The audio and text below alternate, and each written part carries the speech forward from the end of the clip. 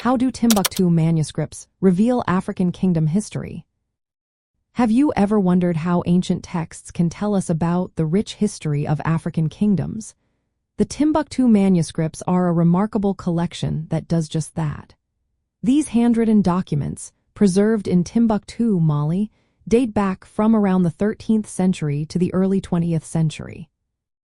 They offer a window into the intellectual, cultural, religious, and political life of West African kingdoms, especially during the height of the Mali Empire and later the Songhai Empire. These manuscripts are not just random papers. They contain detailed records on a variety of subjects. You can find texts on law, medicine, astronomy, philosophy, theology, and history.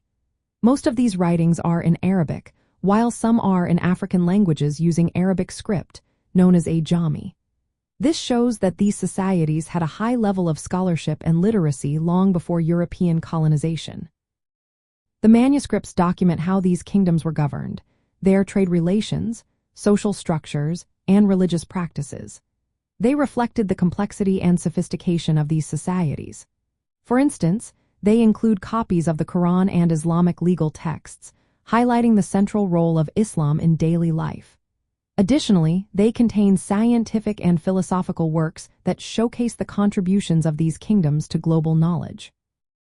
Among the manuscripts are personal letters and historical accounts that give us insight into the everyday lives of the people. One notable figure connected to these texts is Omar ibn Said, an African Muslim scholar who was enslaved in America. His writings link African intellectual heritage to the African American experience. From the perspective of Black American history, the Timbuktu manuscripts highlight the rich African roots of many Black Americans. This is particularly true for those descended from enslaved Muslims who brought elements of their heritage with them. These manuscripts challenge the idea that African societies lacked written history or intellectual achievement.